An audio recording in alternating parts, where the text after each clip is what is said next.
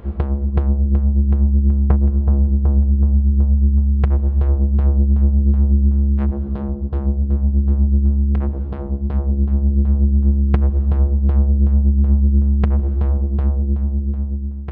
folks, I'm Spence, and on today's episode of Cult Mania, we're looking at what is supposed to be the last Halloween film, Halloween Ends. Now, this is the third in the sort of legacy sequel trilogy for Halloween. The one's directed by David Gordon Green. I will be very upfront. If you have not seen Halloween 2018 and Halloween Kills, don't watch this review because A, you'll be like, huh, what, huh? Also, it's kind of impossible to talk about Halloween Ends without talking about those last two films because this is a sequel. Now, this has been a very, very divisive film, and so was Halloween Kills, which was a film that I did review on this channel. I was quite critical of, to be perfectly honest. I really was not very pleased with it at all when I left the cinema. It's grown on me. Seeing the extended cut, which has got a bit more blood and gore in it, and just realising I think what they were going for made me come around a lot more to Halloween Kills, but it was an incredibly divisive film, and they've done it again. Some people are saying this is one of the worst Halloween films ever made. Some people really bloody like it. So let's find out what I thought. It's been 4 years since Michael Myers vanished without a trace. So the story of Halloween Ends picks up a few years after Halloween Kills. That film ended like it was just going to go straight into another film, in the same way that 18 and Kills are like minutes apart. This isn't. It's years later. Laurie, played by Jamie Lee Curtis, is just chilling out, trying to get some semblance of life back together. She's writing a book about her ordeal with Michael.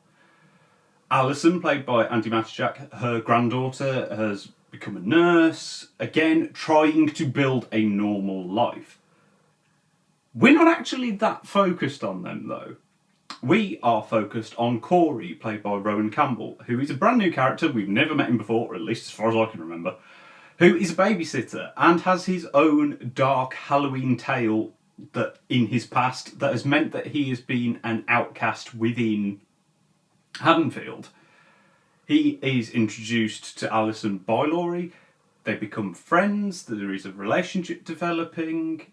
And that's about as much as I want to really say, because then Michael turns up and the plot develops. And this is a very, very different film to Halloween 2018 and Kills.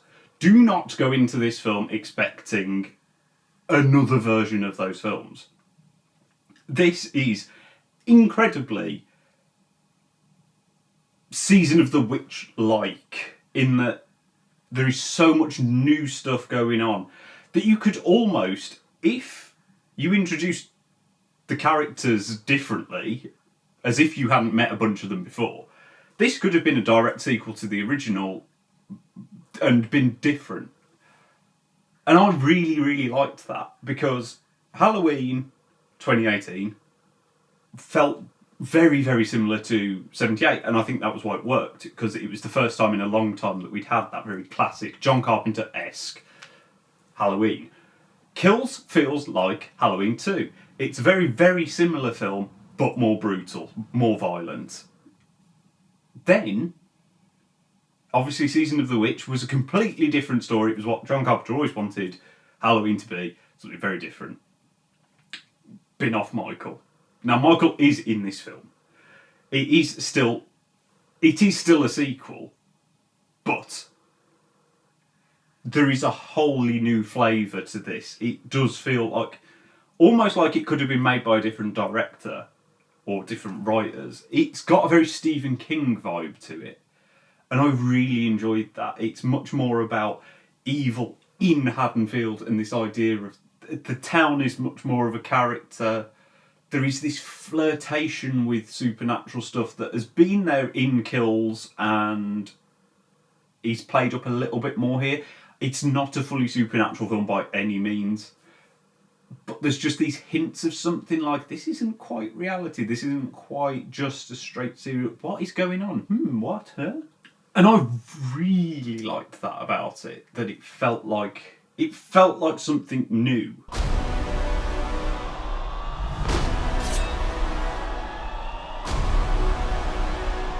One of the other things I really liked about this were the performances. Jamie Lee Curtis is still sort of in kills mode. She goes off on some strange monologues and probably actually gives the least interesting performance of the entire film.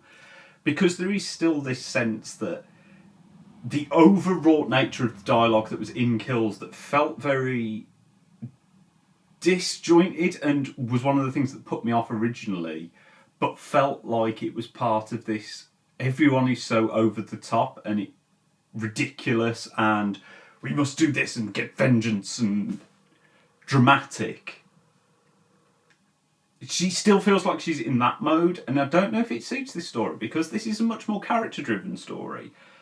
We focus a lot on Corey and Alison, and Campbell and Matijak do a very, very good job of making you care. I really liked both characters. I mean, I liked Alison in the last two films, but I didn't feel like she got enough screen time, especially in Kills.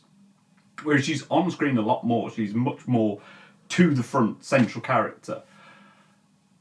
And I really liked Corey, and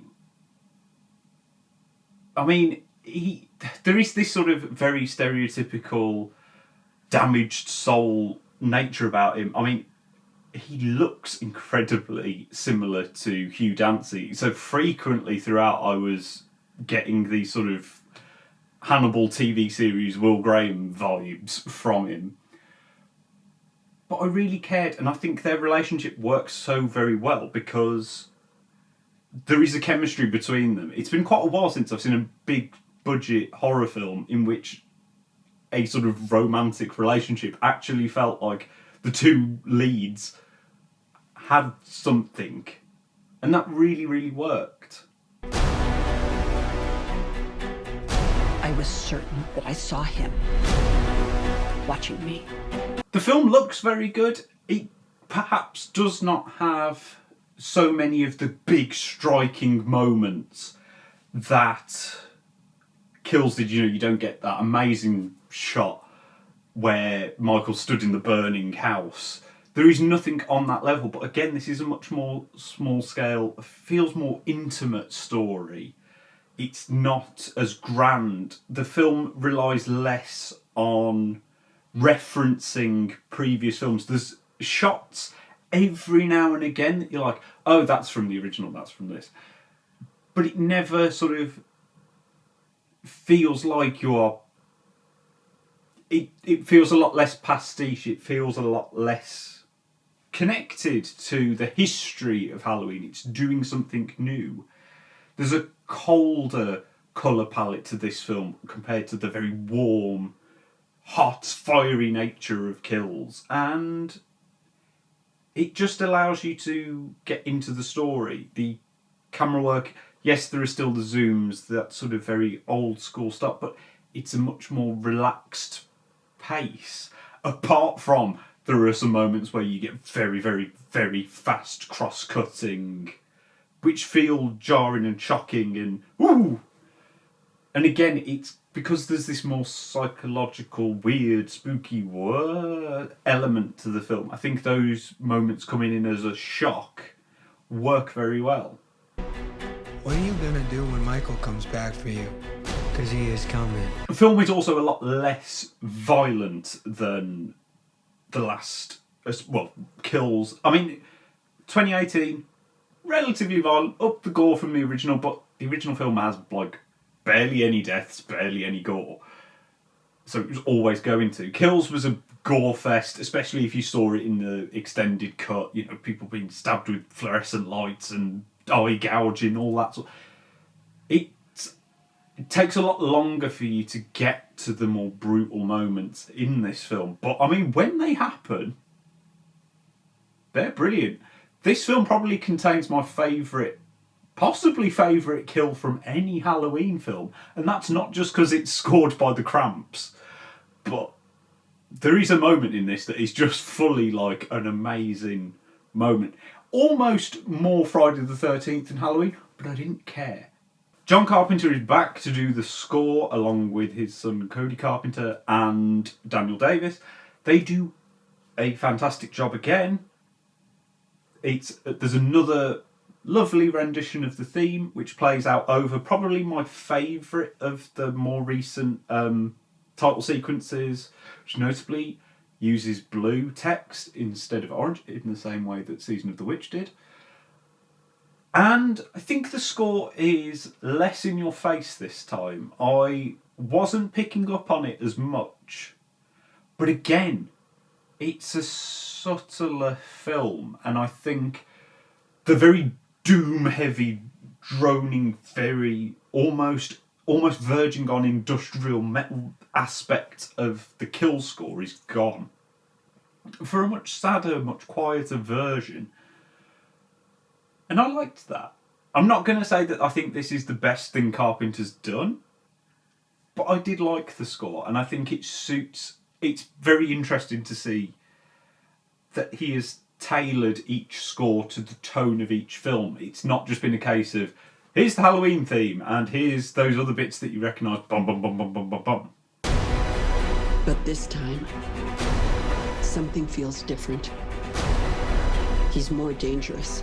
Now I can fully understand why this film has been polarising. It's something, and everything that I liked about it, I could fully understand other people hating it for.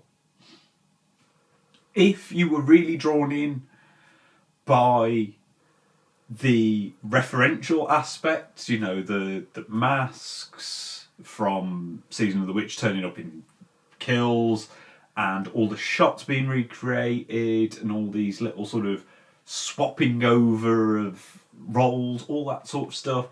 This is going to be disappointing because it's a completely different beast. It's like I said, you could have made this as its own. You could have made it as its own film, but you could have made this as a direct sequel to the original, ignoring the other two. I don't think it's a perfect film. It could actually have been longer. I feel like the ending is a little rushed. Like I said, I think Jamie Lee Curtis is actually probably the weakest part of this film. I know that feels blasphemous to say, but she almost feels like she's wandered from a separate film.